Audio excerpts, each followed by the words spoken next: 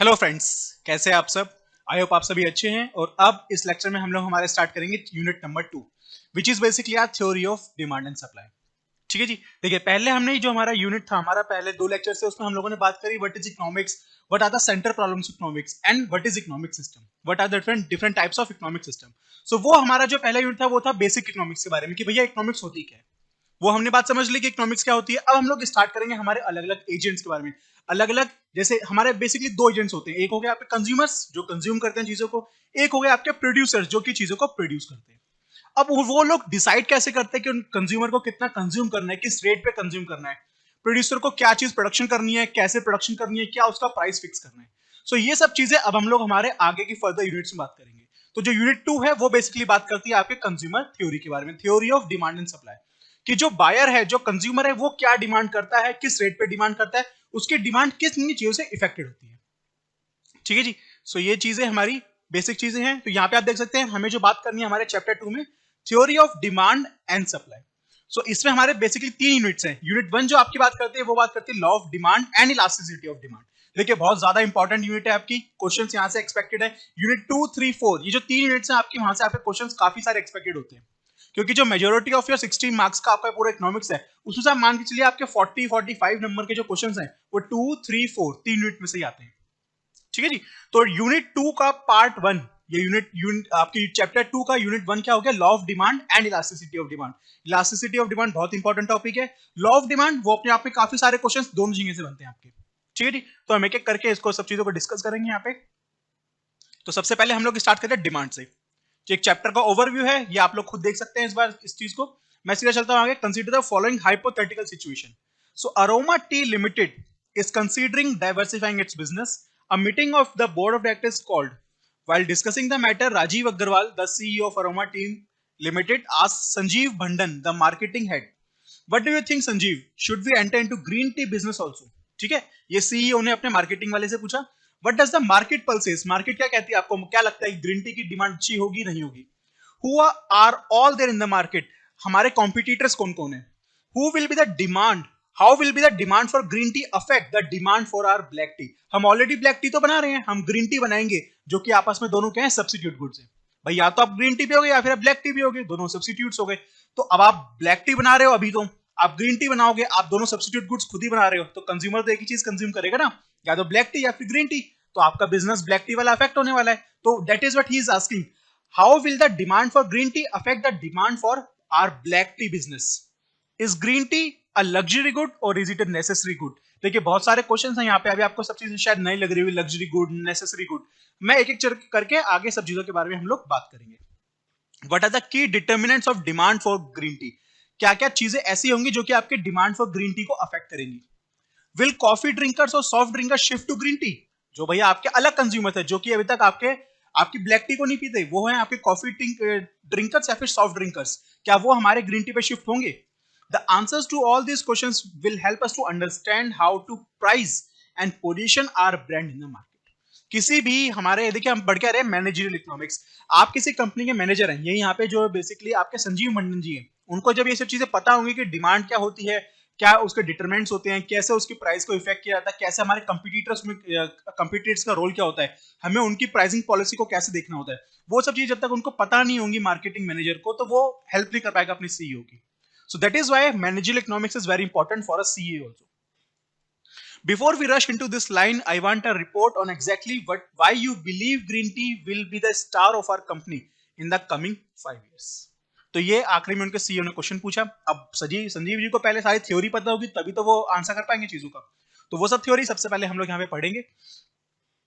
As an entrepreneur of a firm or as a manager of a company, you would often face situations in which you have to answer questions similar to the above.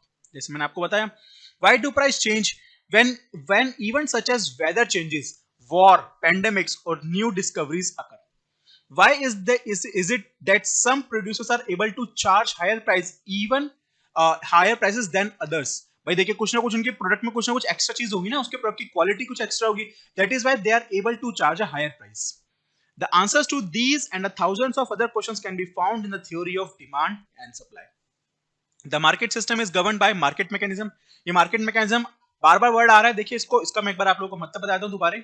Market mechanism basically अगर demand and supply, किस हिसाब से demand है किस हिसाब से supply है, और डिमांड सप्लाई के बेसिस पे the equilibrium price is determined. आपका किसी भी गुड का प्राइस कितना होगा वो डिपेंड किस पे करता है, डिमांड एंड सप्लाई पे। सपोज सप्लायर कहता है मैं अपना जो प्रोडक्ट है उसको 100 रुपए बेचूंगा, 100 रुपए पे कोई बायर अवेलेबल ही नहीं है, क्या करोगे आप? ये थोड़ी है कि अपने स्टॉक में बनाए रखोगे उसको, तो सेलर क्या करेगा, उसको 80 रुपीज कर देगा सपोज कि, तब एक ही बायर आएगा खाली खरीदने के लिए। प्रोड्यूसर है उसको तो 200 क्वांटिटी बेचनी है, एक बेचे क्या करेगा वो, उसने प्राइस और कम किया 60 रुपीज कर दिया, 60 पे आ गए 100 बायर्स, उसने 50 कर दिया 50 पे आ गए 200 बायर्स, 200 उसको बेचना था 200 खरीदार आ गए 50 रुपए पे, तो मार्केट प्राइस क्या हो गई आपकी 50 rupees.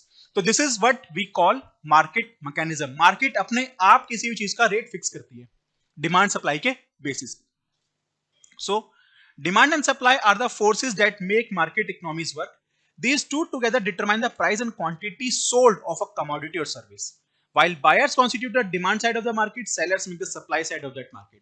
Since business firms produces goods and services to be sold in the market, it is important for them to know how much of their product would be wanted by buyers during a given period of time.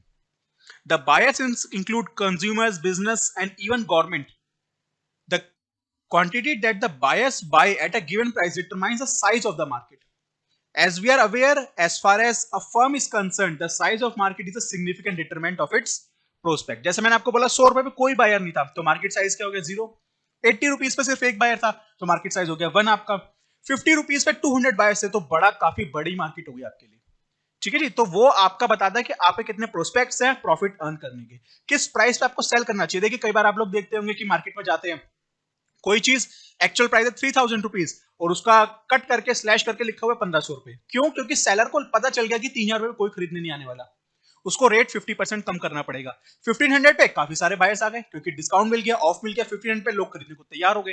तो किस rate पे buyer खरीदने को तैयार है, किस rate पे seller बेचने को तैयार है, यही उनकी जो चॉइसेस है कि किस उनको कितने रेट पे बायर को किस रेट पे बाय करने में सेटिस्फेक्शन ज्यादा मिलती है, सेलर को किस रेट पे सेल करने पे ज्यादा प्रॉफिट मिलता है। यही सारी जो कहानी है, यही मेरा डिमांड एंड सप्लाई के सारे कंसेप्ट्स मुझे इन्हीं पॉइंट्स के ऊपर बात करते हैं। ठीक है जी, चलिए आगे चलते हैं। When a market is competitive, its behavior is suitably described by the demand and supply model.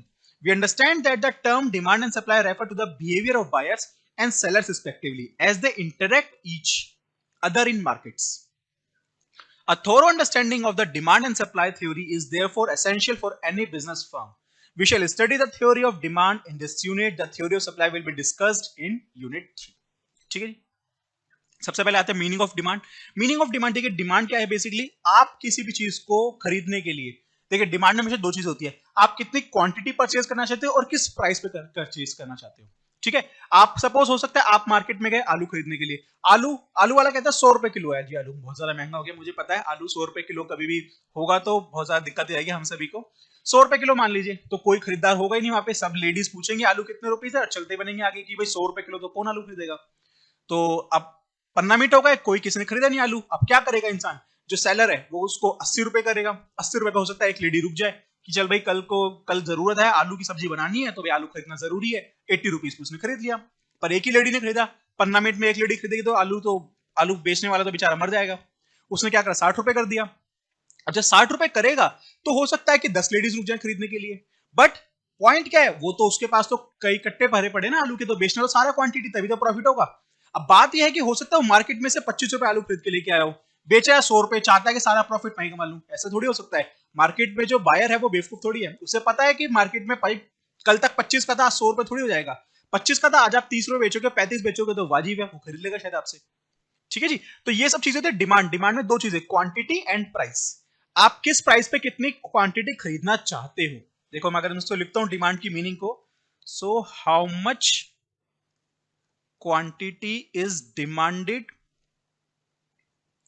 Eight various prices. जैसे आप आलू वाले के पास रुके, आलू वाले ने बोला 50 रुपए का 1 किलो, आपने कहा भाई 1 किलो, आप बोलते हैं कि 3 किलो ले लूंगी मैं अगर आप मुझे 35 का दोगे।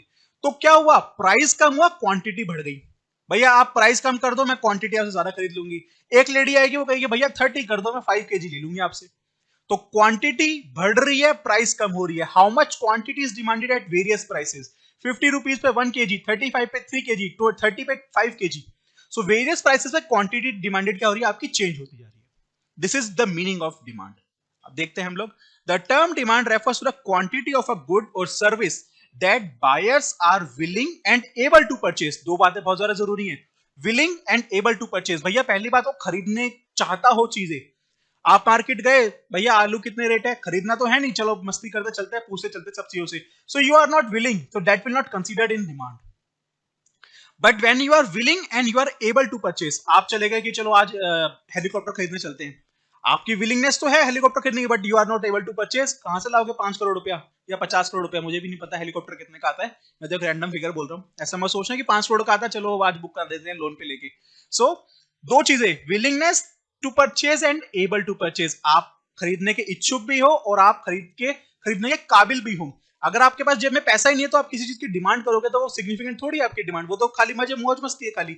सो willingness and able to purchase at various prices during a given period of time. तो तीन चीजें आपको यहां याद रखनी है, willing and able to purchase at various prices during a given period of time.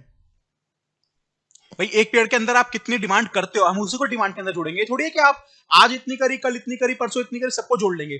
मैंने बोला आज इतनी डिमांड थी, तो आज की डिमांड मतलब आज को ही मैंने टोटल किया सिर्फ। So willing and able to purchase at various prices during a given period of time. It is to be noted that demand in economics is something more than the desire to purchase. Those desire is one of the element of it. देखिए ये वही आपकी willingness वाली बात आ गई, आप खरीदना चाहते हो, मैं तो बहुत कुछ खरीदना चाहता हूँ, अंबानी का घर भी खरीदना चाहता हूँ, एरोप्लेन, हेलीकॉप्टर, आइलैंड, शिप, सब कुछ खरीदना चाहता हूँ मैं, that is my desire, but I am not able to purchase, मेरे पास पैसा ही नहीं होता खरीदने के लिए।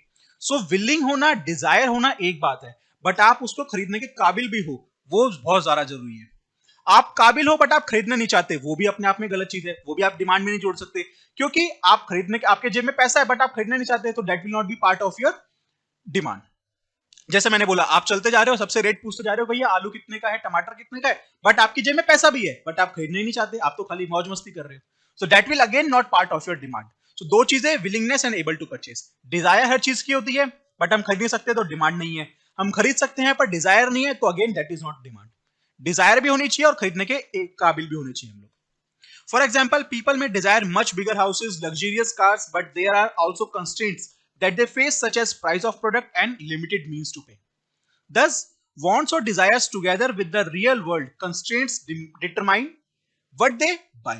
The effective demand for a thing depends on desire, means to purchase. Means to purchase basically you are able to purchase. आप कहां से पैसा लाओगे?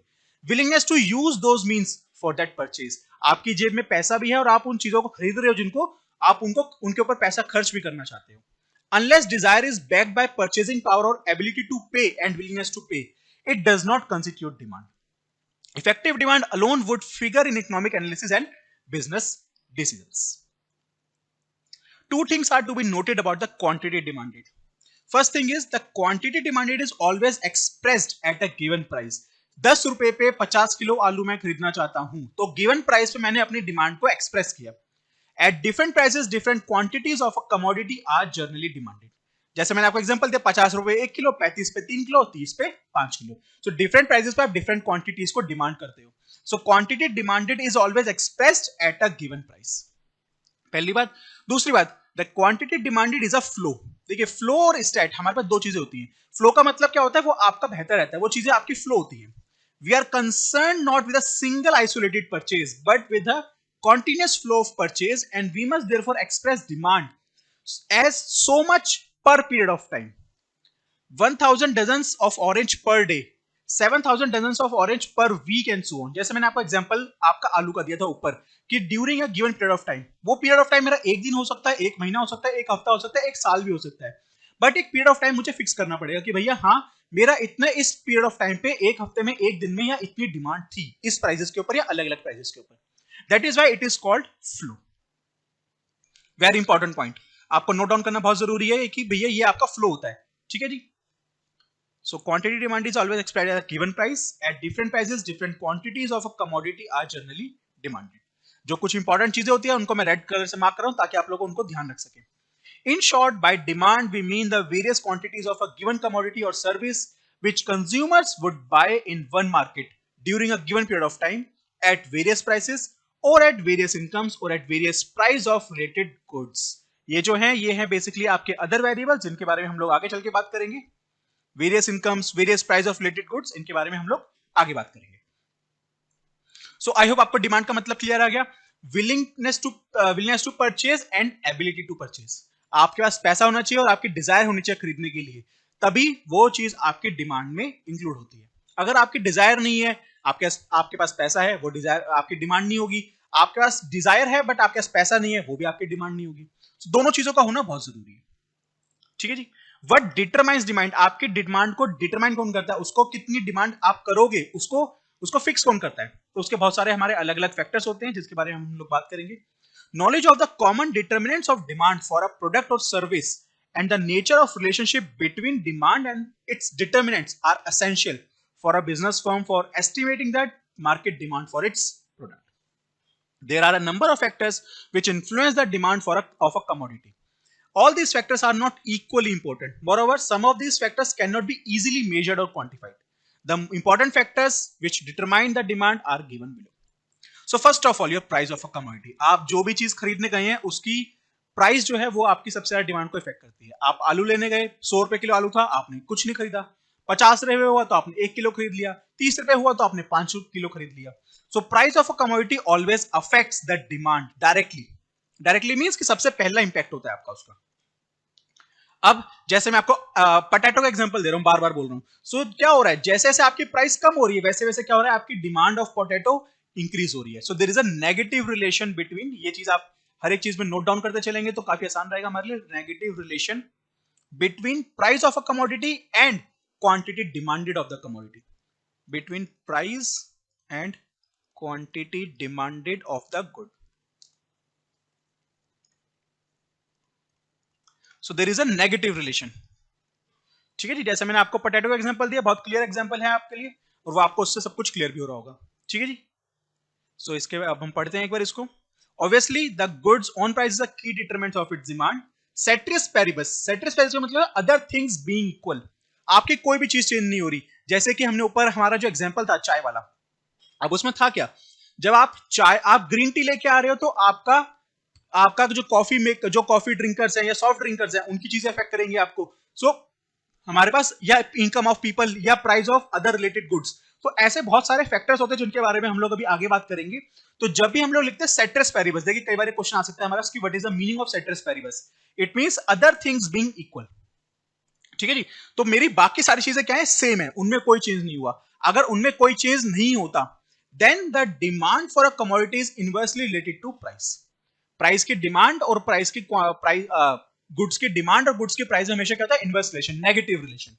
It implies that a rise in price of a commodity brings about a fall in the quantity purchased and vice versa. This happens because of income and substitution effect. ठीक है जी। Income and substitution effect अभी for the timing मैं इनके ऊपर ज्यादा discussion नहीं करूंगा क्योंकि it is not much relevant at the particular point of time. ठीक है जी। नेक्स्ट है प्राइस ऑफ रिलेटेड कमोडिटीज। देखिए पहले मैं आपको थोड़ा सा इसका रिलेटेड कमोडिटीज का थोड़ा कंसेप्ट आपको क्लियर करता हूं, then will move on to our theoretical part कि जो हमारे रीडिंग मटेरियल में लिखा हुआ है। रिलेटेड कमोडिटीज, अभी आप लोगों ने इस लेक्चर की स्टार्टिंग में से एक वर्ड सुना होगा, सब्स्टिट्यूट गुड्स। तो ये क्या होता है, रिलेटेड कमोडिटीज। हमारे पास दो तरह की कमोडिटीज होते हैं, substitute goods and complementary goods. Substitute goods and complementary goods दोनों होते क्या क्या है पहले मैं उसके बारे में बताता हूं with example and then will move on to. So substitute goods, substitute का मतलब सब्स्टिट्यूट मतलब अल्टरनेटिव। मैं साथ में यहाँ पे इनके अदर वर्ड्स लिख रहा हूं ताकि आपको इजी रहेगा इनको याद रखना। अल्टरनेटिव इट मींस, अगर मैं सीधा एग्जांपल बोलूं आपको, टी एंड कॉफी। अल्टरनेटिव है यहाँ पे, दोनों सब्स्टिट्यूट होगा एक दूसरे के। भैया या तो आप चाय पी लीजिए या फिर आप कॉफी पी लीजिए, क्योंकि क्या है दोनों चीजें कभी आप एक साथ नहीं पीते, हमेशा या तो चाय पियेंगे या फिर कॉफी पियेंगे, एक ही चीज पियेंगे। So these two are substitute goods. Alternative, या तो आप टी पी लीजिए और टी अवेलेबल नहीं है तो आप कॉफी पी लीजिए। ठीक है जी। So two goods which can be used or which are used in place of one another, so they are called substitute goods. But when we talk about complementary, complementary means together, साथ साथ में, जैसे petrol and car, दोनों साथ चलेंगी। भाई car चलाओगे तो पेट्रोल चाहिए, पेट्रोल है तो मतलब कार तो चाहिए, तभी पेट्रोल का और कंजम्पशन कहां पे होगा। सो कॉम्प्लीमेंट्री गुड्स का मतलब क्या, two goods which are used which are used together. So they are called my complementary goods. So petrol car का एग्जांपल आपको क्लियर हो गया, वहां पे आपको टी एंड कॉफी का एग्जांपल क्लियर हो गया. So these are two different types of my related commodities. First is my substitute goods and second is my complementary goods. मतलब आपके related commodities मतलब या तो दो गुड्स, आप किसी भी दो गुड्स को कंपेयर करेंगे या तो सब्स्टिट्यूट हो सकते हैं एक दूसरे के या फिर कॉम्प्लीमेंट्री हो सकते हैं. ठीक है जी, ये बेसिक आइडिया हो गया हमारे रिलेटेड कमोडिटीज के बारे में. Now how these related commodities affect my demand of one good, उसके बारे में भी एक बार मैं काम करता हूं, यहीं पे आपको एक्सप्लेन करता हूं, then will move on to our study material. So आप देखेंगे यहां पे मैं दो एग्जांपल ले रहा टी और कॉफी का. लेट्स से सो टी की अगर मैं बात करता हूं, so demand of T is affected by price of coffee. सही बात है कि नहीं है, गलत बात बोल रहा हूं यहां पे मैं कुछ. आपकी जो डिमांड ऑफ टी है वो नेचुरल सी बात है कि आपकी प्राइस ऑफ कॉफी से अफेक्टेड होगी. कैसे देखते हैं उसका भी एग्जांपल मैं लिखता हूं यहां पे. सो व्हेन पीसी का मतलब हो गया प्राइस ऑफ कॉफी. ठीक है जी, व्हेन पीसी इंक्रीजेस, आपका कॉफी का पैसा क्या हुआ, उसका प्राइस क्या हुआ, इंक्रीज हो गया. तो इट मींस कि coffee is costlier now. Coffee is costlier for people. So अब लोग क्या करेंगे, क्या वो कॉफी पिएंगे या फिर वो टी पिएंगे. टी के जो टी का प्राइस है वो अभी भी उतना ही है. So now people will shift from coffee to tea. So this implies demand for tea rises, demand for tea increases. अब आप अगर यहां पे देखेंगे प्राइस ऑफ कॉफी जब आपका इंक्रीज हुआ तो डिमांड फॉर टी क्या हो गई, आपकी इंक्रीज हो गई. It means there is a positive relation between price of one good and demand for its substitute good. ठीक है जी, यहां पे हुई आप लोगों को बातें क्लियर. अगर आपका कॉफी का प्राइस इंक्रीज होगा, naturally people will shift from coffee to tea. So it implies कि आपका टी का जो डिमांड है वो इंक्रीज हो जाएगा. So there is a positive relation between price of one good and demand for its substitute good. जैसा आपका यहां पे एग्जांपल हो गया, कॉफी का प्राइस इंक्रीज हुआ तो टी की डिमांड इंक्रीज हो गई. सेम चीज मैं बात करता हूं आपसे कॉम्प्लीमेंट्री गुड्स के बारे में. देखिए कॉम्प्लीमेंट्री में हमने क्या बोला, पेट्रोल और car. So when demand of cars, or if I say demand of cars is affected by price of petrol. देखिए कैसे, जब आपका प्राइस ऑफ पेट्रोल इंक्रीज होगा तो होगा क्या, नेचुरल सी बात है भाई, प्राइस ऑफ पेट्रोल, आपको तो गाड़ी चलाने के लिए क्या चाहिए, पेट्रोल चाहिए. अगर पेट्रोल महंगा होगा तो अल्टीमेटली होगा क्या, डिमांड फॉर कार्स फॉल्स. क्योंकि नाउ पीपल विल फील कि भाई ठीक है कार का रेट तो अभी भी उतना ही है, बट पेट्रोल अगर डेली बढ़ता रहेगा और जब मैं गाड़ी खरीदूंगा आज और कल गाड़ी चलाने के लिए पेट्रोल चाहिए होगा तो पेट्रोल के लिए पैसा तो लाना पड़ेगा. पेट्रोल महंगा होते जा रहा है तो पेट्रोल के लिए ज्यादा पैसा खर्च करना पड़ेगा. So ultimately this results in fall in demand for cars. Clear हुई जी बात आप यहां पे आप लोगों को एग्जांपल्स के थ्रू कि जो आपका प्राइस ऑफ पेट्रोल है वो इंक्रीज हुआ तो उसकी वजह से डिमांड फॉर कार्स कैसे कम हो गई. So this implies there is a negative relation, there is a negative relation between price of one good and demand of its complementary goods. So जब आपके सब्स्टिट्यूट गुड्स है तब आपका रिलेशन हो गया पॉजिटिव. ये पॉजिटिव भी किसके बीच में, सब्स्टिट्यूट के केस में, कि price of one good and demand for another good. जब कॉम्प्लीमेंट्री गुड है there is a negative relation price of one good and demand for its another good. ठीक है जी, तो आई होप यहां पे आपको दोनों रिलेटेड कमोडिटीज का मतलब क्लियर हो गया, उनके रिलेशन क्लियर हो गया. Now will move on to our module. So related commodities are of two types, complementary goods and competing goods or substitute goods. Complementary goods and services are those that are bought and consumed together all simultaneously. Examples are tea and sugar, automobile and petrol, pen and ink. The increase in demand for one causes an increase in the demand for other. ठीक है जी, clear हो गई बात यहां पे आप लोगों को. When two commodities are complement, a fall in the price of one will cause the demand for the other to rise. ये हमने भी बात करी कि there is an adverse, there is a negative relation. जब एक की प्राइस कम हुई तो दूसरे की डिमांड इंक्रीज हो गई. ठीक है जी, for example a fall in the price of petrol driven cars would lead to rise in the market in the demand for petrol. Similarly, computers and computer softwares are complementary good. जब आपके computers की demand बढ़ेगी तो natural सी बात है computer software की demand भी बढ़ेगी। आप एंटीवायरस डलवाते हैं अपने सब कंप्यूटर के अंदर, जब लोग ज्यादा कंप्यूटर परचेज करेंगे तो एंटीवायरस भी परचेज करना पड़ेगा, तो एंटीवायरस की डिमांड भी क्या हो गई आपकी, बढ़ गई। A fall in the price of computers will cause a rise in the demand for software. अब लोग कंप्यूटर कब ज्यादा परचेज करेंगे, जब कंप्यूटर की रेट कम हो जाएंगी। जब कंप्यूटर के रेट कम होंगे तो अल्टीमेटली होगा क्या, आपका demand for computer software will rise. So there is a negative relation between price of a good and demand for its complementary good. The reverse will be the case when the price of a complement rises. An increase in the price of a complementary good reduces the demand for the good in question. Thus, we find that there is an inverse relation between the demand for a good and price of its complement. ये मैंने आपको बात लिखवाई कि inverse relation हो गया आपका। Two commodities are called competing or substitutes when they satisfy the same want and can be used with ease in place of one another.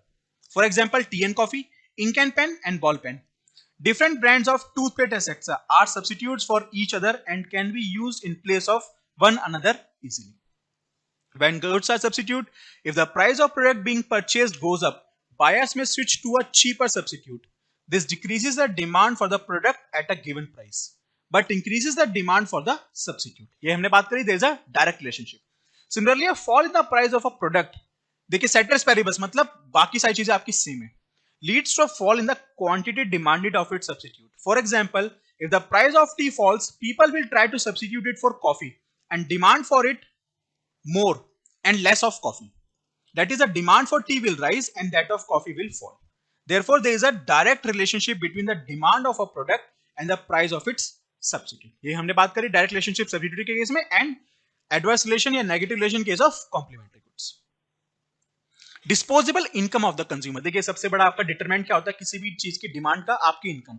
आपके पास जितना ज्यादा पैसा होगा आप उस हिसाब से डिमांड करोगे चीजों की। जेब में 100 रुपया है तो 100 के हिसाब से करोगे, और 1000 रुपए तो 1000 के हिसाब से डिमांड करोगे। So disposable income of the consumer, सबसे पहले डिस्पोजेबल इनकम का मतलब क्या होता है? डिस्पोजेबल इनकम होती है आपकी income after tax which you can spend. So disposable income is income after tax which is consumed or saved by households. This is my disposable income. So income minus taxes. This is my disposable income. ठीक है जी, क्योंकि ultimately देखिए हम लोग यहाँ बात कर रहे हैं टैक्सेस की, तो हमें बात करनी नहीं, क्योंकि माइक्रो इकोनॉमिक्स की बात कर रहे हैं। So we are concern about कि कितना कंज्यूमर के पास इनकम होती है खर्च करने के लिए। That is why we said disposable income of the consumer. So अब सबसे पहले आपको बताता हूं कि इनकम कैसे इफेक्ट करती है। जैसे मैं आपको सिंपल सी बात बताई कि अगर इनकम बढ़ेगी तो आप ज्यादा डिमांड करोगे, इनकम कम होगी तो डिमांड कम करोगे, नेचुरल सी बात है। So there is a direct relationship, direct relation between income and demand of a good. ठीक है जी। So the purchasing power of a buyer is determined by the levels of his disposable income. Other things being equal, देखिए जब भी आप इन सब determinants की बात करते हैं लिखना हमारे लिए बहुत जरूरी होता है, अदर थिंग्स बीइंग इक्वल। क्योंकि अगर सपोज कीजिए आपकी इनकम चेंज हो रही है, साथ में price of a commodity also change हो रहा है, तो आपका ये इफेक्ट कभी नहीं आएगा, तब मेरा इफेक्ट मल्टीपल हो जाती है। उन चीजों की ज्यादातर हमें बात करनी नहीं होती, क्योंकि उन सब चीजों को अगर हम बात करते हैं तो हमारी थ्योरी जो है ना, कंसेप्ट जो है वो हम कभी समझ ही नहीं पाएंगे। सो इसलिए we always assume that other things are equal. So other things being equal, or you can say ceteris paribus, the demand for a commodity depends upon the disposable income of the potential purchaser. In general, increase in disposable income tends to increase the demand for particular types of goods and services at any given price. A decrease in disposable income generally lower the quantity demanded at possible prices. The nature of relationship between disposable income and quantity demanded depends upon the nature of goods. A basic description of the nature of good is useful in describing the effect of income on demand. अब यहाँ पे nature of good का क्या मतलब है? देखिए पहले मैं आपको nature of good का मतलब समझाने की कोशिश करता हूँ यहाँ पे आपको। So nature of good, हमारे पास दो तीन तरह के अलग अलग टाइप के गुड्स होते हैं। एक हो गए आपके नेसेसरी गुड्स, ठीक है जी, एक हो गए आपके लग्जरी गुड्स। तो देखिए नेसेसरी गुड्स और luxury goods, necessary goods basically क्या हो गए, वो गुड्स जो कि हमारे नेसेसरी, जैसे फूड आइटम्स हो गया, आपका शुगर हो गया, आपका नमक हो गया, सॉल्ट हो गया, ये सब क्या आपके नेसेसरी आइटम्स है। क्लोथ हो गया, ये सब आपके नेसेसरी आइटम्स हो गए। बट लग्जरी गुड्स में क्या आता है आपका, एक्सपेंसिव चीजें, मतलब देखिए एक चीज हो गया आपके नॉर्मल फूड हो गया, एक हो गया आपका एक्सपेंसिव लग्जरी गुड्स के अंदर चीजें, ठीक है जी। जैसे महंगी कार, महंगे कपड़े, वो सब क्या हो गया आपके लग्जरी गुड्स हो गए। अब नेचर ऑफ गुड, जब हम लोग बात करते हैं इनकम की, जब आपकी इनकम बढ़ती है, व्हेन इनकम राइजेस, ठीक है जी, नेसेसरी गुड्स, आपका फूड आइटम्स है, आपके सॉल्ट है, शुगर है, ये तो है नहीं कि बहुत ज्यादा खरीदने लग जाओगे उनको। जितनी जरूरत पहले थी, जब आपकी इनकम कम थी, उतनी आप बाद में कंज्यूम करोगे। So when income rises, demand for necessary goods increases but not much. Obvious सी बात है, क्योंकि देखिए नेसेसरी गुड्स, आपकी इनकम कम हो चाहे ज्यादा हो, आप हमेशा कंज्यूम कर रहे होंगे उनको, ठीक है जी। तो इसलिए इनकम बढ़ने से उनके डिमांड पे कोई ज्यादा फर्क नहीं पड़ेगा। ऑल द डिमांड थोड़ी सी इंक्रीज हो जाएगी, बट बहुत ज्यादा सिग्निफिकेंट इंपैक्ट नहीं आएगा। But in case of luxury goods, जैसे महंगे कपड़े, महंगी गाड़ियां, जब आपकी इनकम बढ़ती है तो हम लोग क्या करते हैं, हम लोग उन चीजों को खरीदना स्टार्ट कर देते हैं, उनकी डिमांड करना स्टार्ट कर देते हैं। सो when income rises, demand for luxury goods increases by a large amount. ठीक है जी, ये आपको क्लियर हुआ नेसेसरी गुड्स और लग्जरी गुड्स में डिफरेंशिएशन। सबसे पहले डिफरेंस दोनों का क्लियर हुआ, और किस तरह से हमारी इनकम दोनों की डिमांड को अफेक्ट करती है। Demand for necessary goods income से ज्यादा चेंज नहीं होगा, क्योंकि इनकम जब कम होगी तब भी हम चीजें रेलेवेंट चीजों को यूज कर रहे होंगे, और इनकम बढ़ भी जाएगी तब भी। तो ये तो है नहीं कि आज 1 किलो आटा लाते हैं तो कल को 4 किलो आटा ले आओगे। भाई खाने के लिए 1 किलो चाहिए तो उतना ही लेके आओगे ना। बट लग्जरी के अंदर आज आपका छोटी गाड़ी है, कल आप बड़ी गाड़ी ले आओगे, या कल आप महंगे महंगे कपड़े ले आओगे। तो इसलिए लग्जरी गुड्स में आपका इनकम से ज्यादा इंपैक्ट पड़ता है as compare to necessary goods में। ठीक है जी, नेसेसरी कह सकते हैं आप उसको, एसेंशियल भी कह सकते हैं आप उसको। एक ये तो हो गया मेरा इंपॉर्टेंस ऑफ गुड्स के बेसिस पे। एक मेरा हो गया आपका नॉर्मल गुड्स और इंफीरियर गुड्स के केस में। एक मेरा क्लासिफिकेशन आ गया normal goods and other is my inferior goods. So normal goods क्या होते हैं, when income rises, demand for good also rises, also increases, that is called my normal good. जैसे हमारा नॉर्मल फूड्स हो गया, फर्नीचर हो गया, कपड़े हो गए, ये सब किस में आते हैं, मेरे नॉर्मल गुड्स में, क्योंकि जब जब मेरी इनकम बढ़ती है मैं इनकी डिमांड को बढ़ाता हूं। बट इंफीरियर गुड्स कौन से होते हैं, when income rises, demand for goods decreases. यहां पे क्या हो गया आपका, नेगेटिव रिलेशन हो गया, negative relation between demand and income, that is called my inferior good. But in case of your normal good, direct relation, or you can say positive relation between demand and income. So this is my distinction between normal goods and inferior goods. Inferior goods, अब मैं आपको example देता हूं, जैसे कि मोटा अनाज। देखिए जब किसी की इनकम कम होती है तो वो क्या करता है, वो मोटा अनाज को कंज्यूम करता है, क्योंकि पैसा कम है उसके पास, इनकम कम है उसके पास, तो वो क्या करेगा, मोटा अनाज को ज्यादा कंज्यूम करेगा। डिमांड फॉर आपका जो आपका मोटा अनाज हो गया, उसकी डिमांड बढ़ गई आपकी। बट जैसे जैसे उसकी इनकम बढ़ेगी तो वो क्या करेगा, वो मोटे अनाज को खरीदना कम कर देगा, उसकी डिमांड कम कर देगा। क्यों, क्योंकि वो अच्छी क्वालिटी वाला आपका फूड ग्रेन्स को परचेज करना स्टार्ट कर देगा। दैट इज वाई योर मोटा अनाज, जैसे कि आपका बाजरा वगैरह, ये सब चीजें क्या हो गई, ये आपकी इंफीरियर गुड्स में आ जाती है। जैसे जैसे लोगों की इनकम बढ़ती है वो लोग उनकी डिमांड को कम करना स्टार्ट कर देते हैं। और नॉर्मल गुड्स क्या हो गए, जब इनकम बढ़ती है तो आप उनकी डिमांड को बढ़ाते हो। तो those are my normal goods and inferior goods, जिसमें आपका नेगेटिव रिलेशन हो गया इनकम एंड डिमांड में। सो हमने दो डिस्टिंक्शन यहां बात करी, नॉर्मल एंड इंफीरियर, एंड आपका एसेंशियल एंड लग्जरी गुड्स। ठीक है जी, अब मैं आता हूं वापस हमारे मॉड्यूल के ऊपर। सबसे पहला आपका जो डिस्टिंक्शन था, ये इन्होंने normal good are those goods that are demanded in increasing quantities as consumer income increases. Most goods or services falls under the category of normal good. Household furniture, clothing, automobiles, consumer durables and semi durables fall in this category. यहाँ पे जब मैं normal goods की बात कर रहा हूँ, मैं लग्जरी और एसेंशियल की बात नहीं कर रहा हूँ। यहाँ पे मेरे सारे गुड्स आ गए। मैं बात कर रहा हूँ कि इनकम बढ़ेगी तो मैं उनकी डिमांड को बढ़ाऊंगा।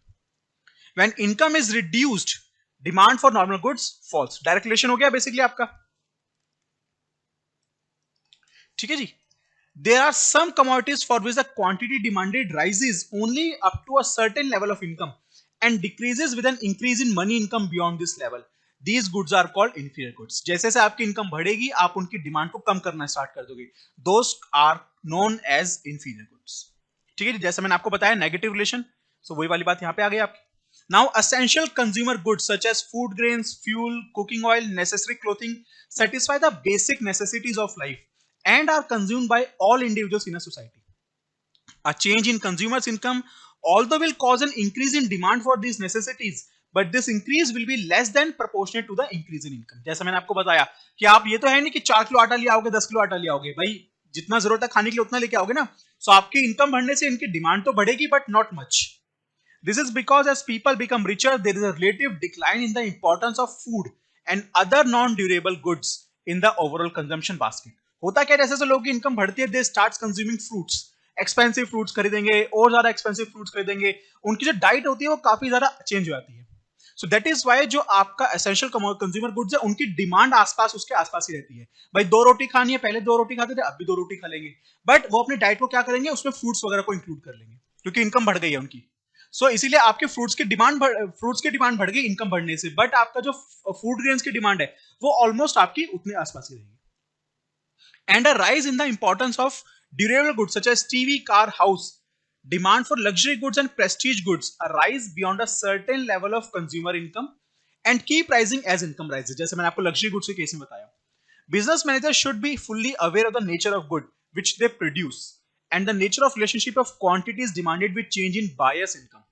For assessing the current as well as future demand for their product, they should also recognize the movements in the macroeconomic variables that affect buyer's income. Clear होगी जी बात यहाँ पे कि बिजनेस मैनेजर को क्या देखना चाहिए कि आप क्या बना रहे हो.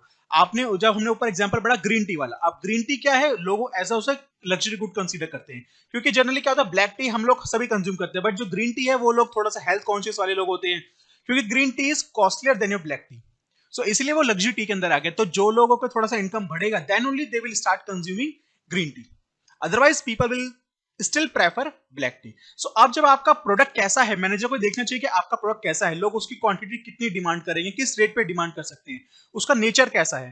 अगर आप एक कोई लो क्वालिटी का प्रोडक्ट बना रहे हो तो लोगों की जब इनकम बढ़ेगी तो आपकी डिमांड कम होगी. तो आपको देखना पड़ेगा कि भाई कल को जब लोगों की इनकम बढ़ेगी तो मेरे प्रोडक्ट की डिमांड कम होगी, तो मुझे अपने प्रोडक्ट का इनोवेशन करना पड़ेगा, कुछ ना कुछ नए प्रोडक्ट लेके आना पड़ेगा मार्केट में, ताकि मैं डायनेमिक जो मेरा वर्ल्ड है मैं उसकी डिमांड को फुलफिल कर सकूं, जो उसकी चेंजिंग नीड्स है मैं उनको फुलफिल कर सकूं.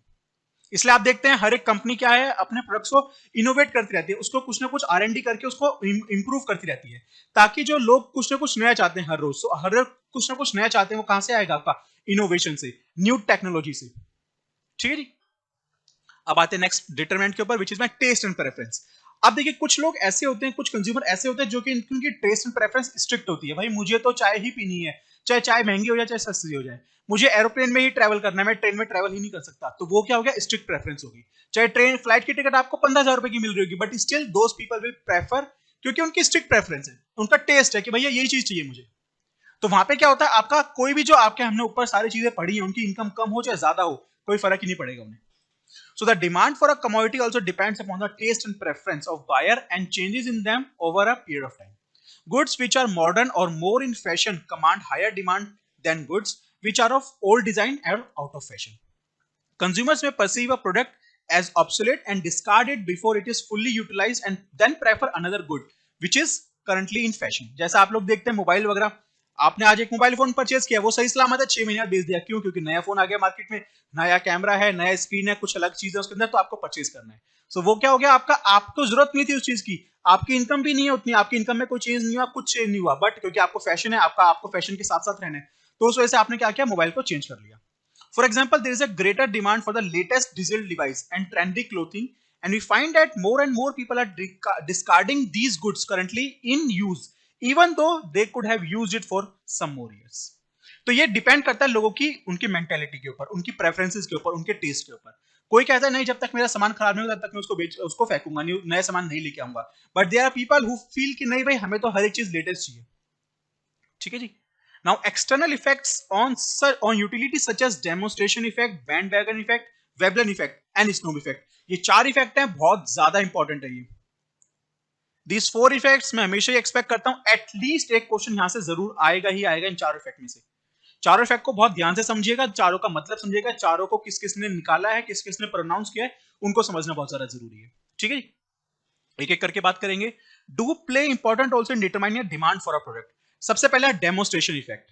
Demonstration effect a term coined by James Duesenberry. आ गया कि किस बंदे ने इसने इसका इस टर्म को कॉइन किया था, जेम्स ड्यूसनबेरी ने. कौन सा, demonstration effect. refers to the desire of people to emulate the consumption behavior of others. क्या मतलब हुआ कि जो लोग सामने वाले कंज्यूम कर रहे हैं मुझे वो चीज चाहिए। आप लोगों ने देखा होगा बहुत बार क्या होता है, सामने वाले के पास ये चीज है मुझे भी लानी है, चाहे कैसे मर्जी, मेरे पास इनकम हो ना हो, कितना महंगा वो सामान है, मेरी जरूरत है कि नहीं है, कोई फर्क नहीं पड़ता, मुझे वो चीज मुझे चाहिए ही चाहिए क्योंकि वो सामने वाले के पास है। डेमोस्ट्रेशन, डेमोस्ट्रेट हो गया, उसके पास है मुझे भी चाहिए।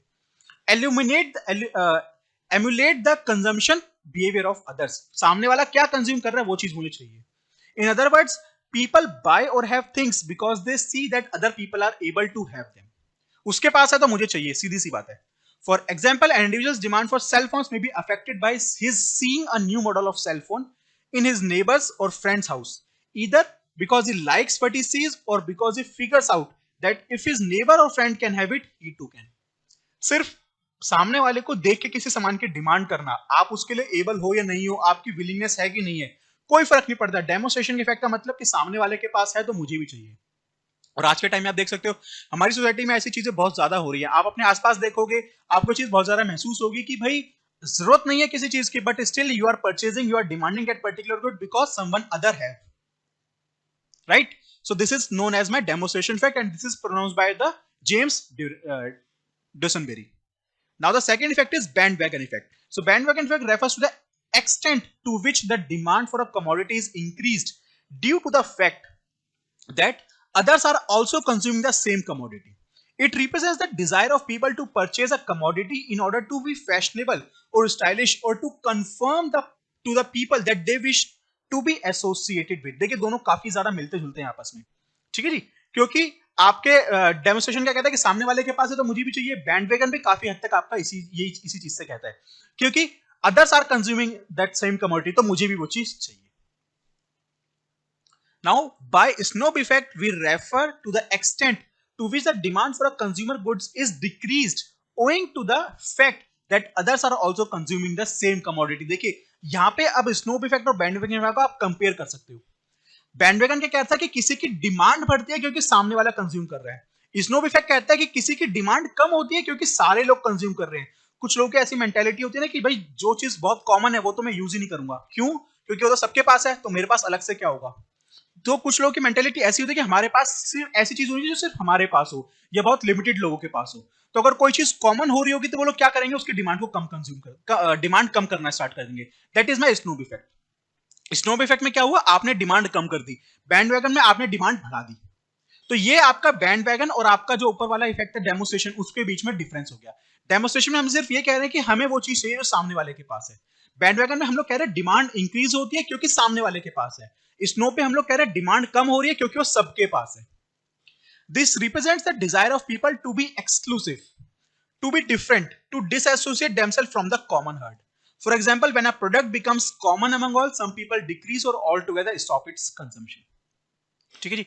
Highly priced goods are consumed by status-seeking rich people to satisfy their needs for conspicuous consumption. This is called Veblen effect. Veblen effect. अब देखिए लास्ट मेरा इफेक्ट क्या है, Veblen effect. Name after American economist Thorstein Veblen. ये तो बहुत आसान है याद रखना, वेबलन वेबलन आ गया यहाँ पे, बट जेम्स ड्यूसनबेरी में हमारा वो चीज नहीं थी, वो डेमोस्ट्रेशन इफेक्ट आपको अलग से याद रखना पड़ेगा। अब वेबलन जी ने क्या बोला, वेबलन जी ने बोला भाई कुछ चीजें हम लोग सिर्फ प्राइस को देख के खरीदते हैं।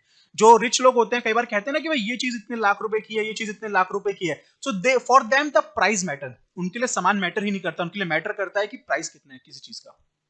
ठीक है जी। So highly priced goods are consume by status seeking people. वो ये शो करते हैं कि भाई देखो मैंने 10 लाख रुपए का हार पहना हुआ है, मैं 50 लाख की गाड़ी में घूम रहा हूं, 5 करोड़ की गाड़ी में घूम रहा हूं, मेरे पास 50 करोड़ का एक अपना प्राइवेट जेट है। सो वो लोगों को ये नहीं है कि जेट भाई जेट 25 लाख का भी आता है, जेट सॉरी जो जेट 25 करोड़ का भी आता है, 5 करोड़ का भी आता होगा, मुझे नहीं पता, पर उन लोगों के लिए ये कि 50 करोड़ का हमने खरीदा तो वो जेट बड़ा एक्सक्लूसिव बन गया। हाईली प्राइस चीजें जितनी ज्यादा महंगी होगी उनके लिए ज्यादा उतना स्टेटस बनेगा उनका। That is basically my Veblen effect. So for example, expensive cars and jewels. The distinction between the Snow effect and the Veblen effect is that the former is a function of consumption of others and latter is a function of price. Snow effect में हमने क्या देखा, जो सबके पास है, जो सब कंज्यूम कर रहे हैं, हमने उसकी डिमांड हम कम कर देंगे, बट Veblen में जो जितना ज्यादा महंगा होगा मैं उतनी उसकी डिमांड ज्यादा कर दूंगा. We conclude that people have taste and preference and these do change, sometimes due to external and sometimes due to internal causes and influence demand. Knowledge regarding taste and preference is extremely valuable for the manufacturers and marketers as it would help them appropriately design new models of product and services and plan production to suit the changing taste and needs of the customers. अगर आप suppose Dubai में रहते हैं, आपको पता है वहां पे बहुत सारे रिच लोग हैं, तो आप ऐसे चीजों को बनाना, ऐसे चीजों को प्रोडक्शन करना चाहोगे जो कि रिच लोगों को खाली उसके प्राइस को देख के वो लोग खरीद सकें। ठीक है जी। तो ये सब चीजें मार्केटिंग के, प्रोडक्शन वाले लोगों के लिए काफी इंपॉर्टेंट होती है, आप किस तरह का प्रोडक्ट बना रहे हो और उसके कंज्यूमर कौन कौन से होंगे। अगर आप कोई एक लो इनकम ग्रुप के लिए टारगेट कर रहे हो तो आपको उन्हीं को टारगेट करना है मार्केटिंग के लिए। अगर आपने कोई एक्सपेंसिव चीज बनाई है तो आपको टारगेट किसको करना है, हाईली इनकम ग्रुप को, जो कि उन चीजों को खरीद सके। अगर आप लो इनकम वालों को एडवर्टीजमेंट करोगे तो फायदा क्या होगा, वो तो कभी खरीद ही नहीं पाएंगे उन चीजों को। That is why these information, these knowledge is very important for a marketing person और a production manager as well as CA students also, क्योंकि आप लोग फ्यूचर में मैनेजर्स वगैरह बनेंगे तो आपको ये सब इंफॉर्मेशन पता होनी चाहिए। Then my last determinant is consumer expectation. देखिए कंज्यूमर एक्सपेक्टेशन, हम लोग बहुत कुछ एक्सपेक्ट करते हैं और उन एक्सपेक्टेशंस के बेसिस पे ही एक्सपेक्ट आप कर रहे हैं फ्यूचर के बारे में, और उस फ्यूचर के बारे में एक्सपेक्ट करके आप आज कोई डिसीजन ले रहे हो। So that is why my expectation is very important. Consumer expectations regarding future prices, income, supply conditions influence current demand. If the consumer expect increase in future prices, increase in income और shortage in supply, more quantities will be demanded. अगर आपको लगता है कि भाई कल को petrol का प्राइस बढ़ने वाला है तो आप क्या करोगे, आज ही सब अपने बोतल वगैरह लेके चले आओगे, गाड़ी लेके चले आओगे, फुल करा लेता हूं। सो फ्यूचर एक्सपेक्टेशन है कि प्राइस बढ़ेगा, अभी बढ़ा तो नहीं है बट आपने डिमांड आज ही बढ़ा दी। फ्यूचर में आपको पता है कि आपकी इनकम बढ़ेगी, आपको क्या, चल भाई मेरी इनकम अगले महीने से बढ़ने वाली है, मैं आज ही लोन ले लेता हूं और चीजें खरीद लेता हूं, कल को इनकम बढ़ेगी मैं उससे लोन रीपे कर दूंगा। सो इनकम फ्यूचर में बढ़ेगी, एक्सपेक्टेशन आपको सिर्फ आज है, आपने उसके बेसिस पे आज की डिमांड इंक्रीज कर दी। That is why consumer expectations always affect my demand. If they expect a fall in price और fall in income, they will postpone their purchases. अगर उनको लगता है कल को प्राइस कम होने वाला है, सपोज करो कि कल को आपको लगता है कि कल पेट्रोल का प्राइस कम हो जाएगा, तो आप कहोगे ठीक है भाई कल भरवा लूंगा अपनी टंकी, आज नहीं भरवाता, पैसा बचेगा थोड़ा सा। So everything, my today's decision also affected by my future expectations of non-essential commodities, and therefore the current demand for them will fall. Levels of consumer and business confidence about their future economic situations also affect spending and demand. So now other factors. Apart from the above factors, the demand for commodity depends upon the following factors also. Size of population, आपकी इस economy में, जैसे अगर हम India की बात करते हैं पॉपुलेशन बहुत ज्यादा है, तो यहाँ पे आप जितनी ज्यादा चीजों को प्रोडक्शन करोगे उतना ज्यादा आपका डिमांड होगी, क्योंकि आपके पॉपुलेशन बहुत ज्यादा है, लोग कंजम्पशन करने वाले बहुत सारे हैं। बट अगर आप न्यूजीलैंड की बात करोगे या फिर आप अपने कोपेनहेगन या डेनमार्क वगैरह, नेदरलैंड वगैरह की बात करोगे, पॉपुलेशन बहुत लिमिटेड है, तो वहां पे कुछ प्रोडक्शन करने का फायदा नहीं है, क्योंकि कंजम्पशन के लिए कोई लोग ही नहीं है। Generally, larger the population size of a country or region, larger would be the number of buyers, and the quantity demand in the market would also be higher at every price. The opposite is the case when population is less, like in case of New Zealand, Denmark, Copenhagen, and all these countries. Age distribution of population very important. आपके economy के अंदर किस as के लोग रहते हैं। देखिए, जिस भी ज्यादा एज के लोग आपकी इकोनॉमी के अंदर रहेंगे, आप उनके हिसाब से ज्यादा प्रोडक्शन करोगे। अगर आपकी कंट्री में बूढ़े लोग, एल्डर लोग ज्यादा है, तो आप उनके लिए ज्यादा प्रोडक्शन करोगे, आप उनकी चीजों के व्हीलचेयर का प्रोडक्शन ज्यादा करोगे, आप हीटर वगैरह का प्रोडक्शन ज्यादा करोगे, आप उनके लिए उसी फूड आइटम्स का प्रोडक्शन ज्यादा करोगे। तो जिस भी एज के लोग ज्यादा रहेंगे, अगर कोई चिल्ड्रन ज्यादा है आपकी इकोनॉमी के अंदर, तो आप उनके लिए गिफ्ट आइटम्स वगैरह, खिलौने वगैरह, टॉयज वगैरह का ज्यादा प्रोडक्शन करोगे। अगर आपके इकोनॉमी के अंदर 20 से 40 के बीच में ज्यादा लोग हैं, तो आप क्या करोगे, आप उनके हिसाब से प्रोडक्शन करोगे। Age distribution of the population. If a larger population of people belong to older age group related to younger age group, there will be increased demand for generic care services. बूढ़े लोगों के लिए जिन चीजों की ज्यादा जरूरत है, spectacles, walking sticks, etc. And less demand for children books, obviously. Similarly, if the population consists of more of children, demand for toys, baby foods, toffees will be more. Likewise, if there is a migration from rural to urban areas, there will be decrease in the demand for goods and services in the rural areas, क्योंकि वहां पे आपकी population कम हो गई। The next point is level of national income and its distribution. जितनी ज्यादा हमारी income बढ़ेगी कंट्री की और उसका डिस्ट्रीब्यूशन इक्वली होगा, सब लोगों को पैसा मिलेगा, तो उतनी हमारी डिमांड भी क्या होगी, हर चीज की इंक्रीज होगी। The level of income is national income is a crucial determinant of market demand. Higher the national income, higher will be the demand for all normal goods and services. The wealth of a country may be unevenly distributed so that there are a few rich people while the majority is a poor. अगर unequally distribution होगा तो होगा क्या, कुछ rich लोग हैं तो जो रिच लोग की पॉपुलेशन है वो तो काफी कम होगी ना आपकी, और गरीब लोगों की ज्यादा पॉपुलेशन हो गई, तो आपको प्रोडक्शन करना पड़ेगा गरीब लोगों के हिसाब से, क्योंकि रिच तो काफी लिमिटेड नंबर्स में अवेलेबल है। आप उनके लिए प्रोडक्शन करोगे तो हर कोई तो आपका सामान खरीदेगा नहीं, तो आपकी सेल्स क्या होगी, कम हो जाएगी। Under such conditions, the prosperity to consume of the country will be relatively less because the propensity to consume of the rich people is less than that of the poor people. Poor लोगों के पास इतनी income होती नहीं कि वो consumption कर सके, और रिच लोग आपके कंट्री में बहुत लिमिटेड है, तो वो तो उनकी वैसे तो प्रोपेंसिटी टू कंज्यूम क्या हो गया, कम हो गया आपका. Consequently, demand for consumer goods will be comparatively less. If the distribution of income is more equal, then the propensity to consume of country as a whole will be relatively high, indicating higher demand for goods. Then D point is consumer credit facility and interest rates. देखिए obviously बात है, credit facility मतलब कितना easily loan available है market के अंदर. जितना ज्यादा कंज्यूमर को इजीली लोन मिलेगा और eight a lower interest rate, वो क्या करेगा, ज्यादा चीजें डिमांड करेगा, लोन के ऊपर परचेज करेगा और बाद में अपने लोन को रीपे करता रहेगा. So once easy credit facility is available at a lower interest rate, so consumer will demand more quantity by taking loans, and then it will pay, or the consumer will pay at a later time. So availability of credit facilities induces people to purchase more than what their current income permits them. Income तो आज मेरी 10,000 रुपए है, but क्योंकि loan facility available तो मैंने loan पे ले लिया और अगले महीने उसको रीपे करता रहूंगा थोड़ा थोड़ा करके. Credit facilities mostly determine the demand for investment and for durable goods, which are expensive and require bulk payment at the time of purchase. Low rate of interest encourage people to borrow, and therefore demand will be more. Clear? Simple point. Then government policies and regulations. Everything is affected by government policies. The government influences demand through its taxation, purchase, expenditure, and subsidy policies. While taxes increases price and decreases the quantity demanded. अगर government tax लगाती है तो income कम हो जाएगी, income कम होगी तो demand कम हो जाएगी आपकी, और प्राइसेस आपके इंक्रीज हो जाएंगे. Subsidies decreases the price. Subsidy से क्या होता है, आपका प्राइस कम हो जाता है किसी भी चीज का, and increases the quantity demanded. ठीक है जी.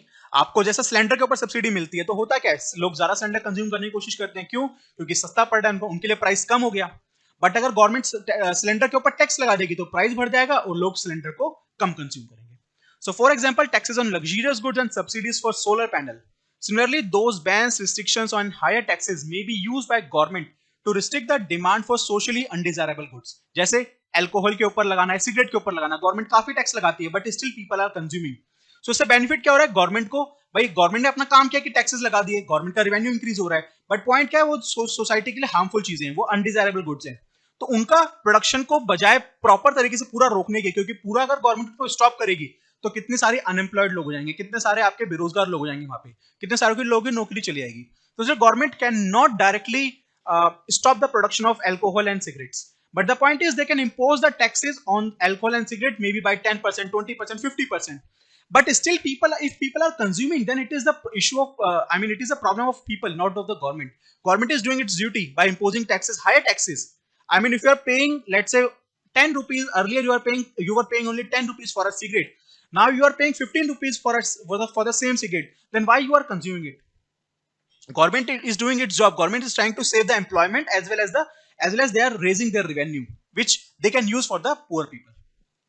So government policies on international trade also affect the domestic demand for goods and services.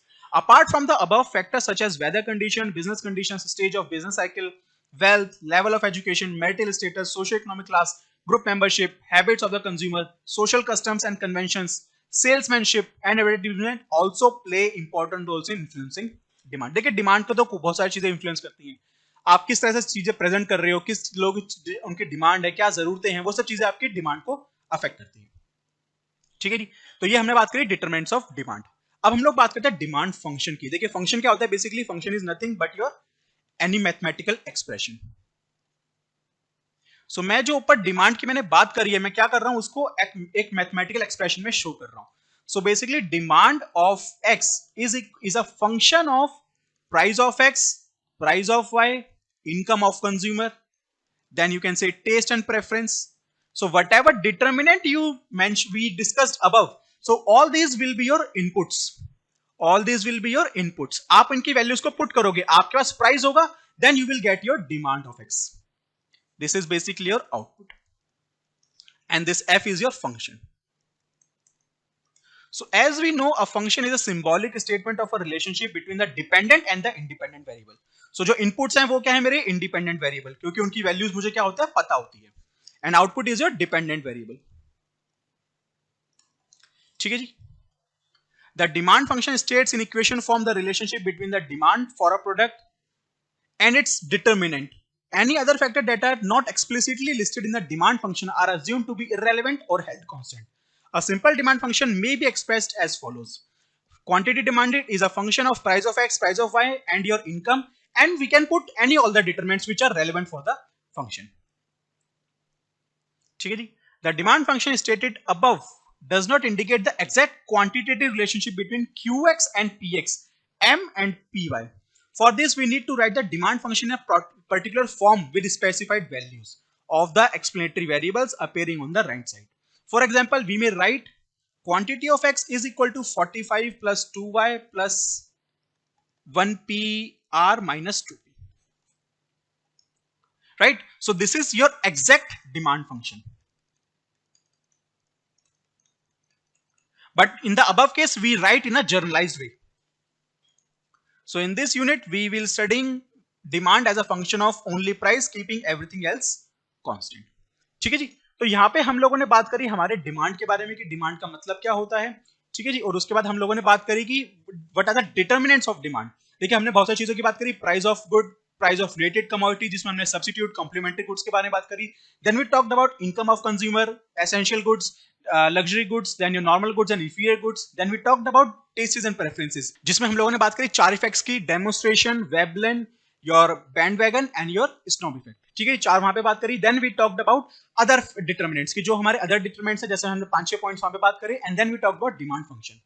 ठीक है जी. तो अभी हमने बेसिक डिमांड के बारे में हमने काफी सारी चीजों के बारे में बात करी है. अब मैं इस लेक्चर को यहीं पे एंड करता हूं and then in the next lecture we will start with the law of demand. कि लॉ ऑफ डिमांड क्या होता है, उसको कैसे कैसे क्या चीजें इंपैक्ट करती हैं. Then we will talk about exceptions of law of demand. ठीक है जी. तो ये लेक्चर मैं यहीं पे एंड करता हूं. आई होप आपको यहां पे सारी चीजें क्लियर हुई हैं and then will talk in the next lecture. Further will talk in the next lecture. Thank you.